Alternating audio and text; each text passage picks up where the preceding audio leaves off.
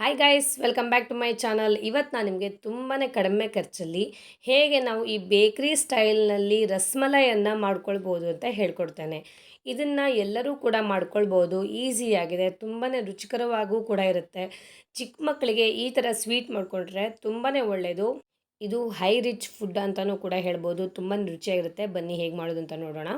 ಇಲ್ಲಿ ನಾನು 1 ಲೀಟರ್ನಾಗುವಷ್ಟು ರಾ ಮಿಲ್ಕನ್ನು ತೊಗೊಂಡಿದ್ದೇನೆ.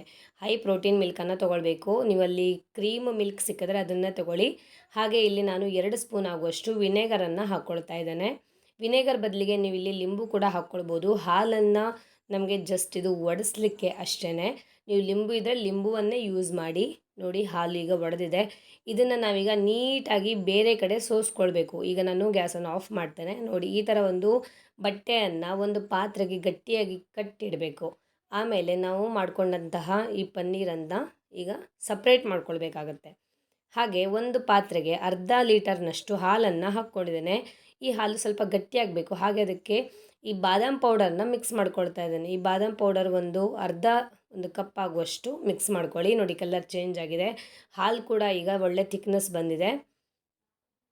ನೋಡ್ತಾ ಇದ್ರಲ್ವ, ನೋಡಿ ಎಷ್ಟು ಒಳ್ಳೆ ಗಟ್ಟಿಯಾಗಿದೆ ಹಾಲು. ಈ ಥರ ಸ್ವಲ್ಪ ಗಟ್ಟಿಯಾಗಬೇಕು ಹಾಲು, ಆವಾಗ ಚೆನ್ನಾಗಿರುತ್ತೆ ಟೇಸ್ಟು ರಸಮಲೈಗೆ. ಹಾಗೆ ಈಗ ನಾನು ಕೊನೆಯದಾಗಿ ಇದಕ್ಕೆ ಸಕ್ಕರೆಯನ್ನು ಹಾಕ್ಕೊಳ್ತಾ ಇದ್ದೇನೆ, 1 ಕಪ್ನಷ್ಟು.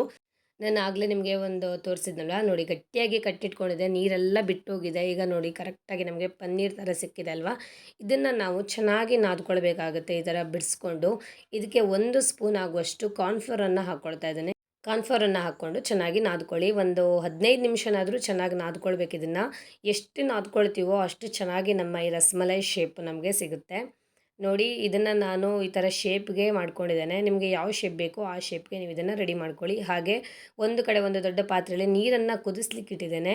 ನೀರು ಚೆನ್ನಾಗಿ ಕುದೀತಾ ಇದೆ ಅಂತ ಆದಾಗ ಈ ರಸಮಲೈ ಮಾಡ್ಕೊಂಡಿದ್ರಲ್ಲ ನೀವು ಶೇಪನ್ನು, ಅದನ್ನು ಈ ಥರ ಕುದಿಯೋ ನೀರಿಗೆ ಹಾಕಬೇಕು. ಜಸ್ಟ್ ಕುದಿಯೋ ನೀರು, ಆ ನೀರಿಗೆ ಏನನ್ನು ಬೆರೆಸಿರಬಾರ್ದು. ಇದನ್ನೆಲ್ಲ ಹಾಕಿ ಒಂದು 10 ನಿಮಿಷ ಮುಚ್ಚಳವನ್ನು ಮುಚ್ಚಿಡಬೇಕು.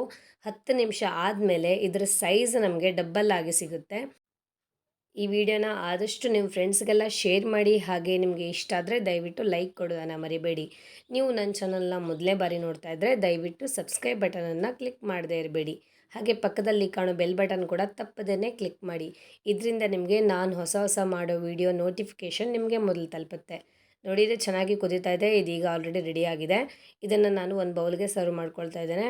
ಆಗಲೇ ನಾನು ಮಿಲ್ಕ್ ಮಾಡಿದ್ನಲ್ವ, ಅದನ್ನು ಈಗ ಹಾಕ್ಕೊಳ್ತಾ ಇದ್ದೇನೆ. ಅದನ್ನು ನಾನು ಆಗಲೇ ಫ್ರಿಜ್ಜಲ್ಲಿ ಇಟ್ಟಿದ್ದೆ, ಕೋಲ್ಡ್ ಆಗಿದ್ದರೆ ಚೆನ್ನಾಗಿರುತ್ತೆ ತಿನ್ನೋಕ್ಕೆ ಅಂತ. ಮತ್ತು ಮುಂದಿನ ವಿಡಿಯೋದಲ್ಲಿ ಸಿಗೋಣ ಫ್ರೆಂಡ್ಸ್. ಬಾಯ್ ಬಾಯ್, ಟೇಕ್ ಕೇರ್.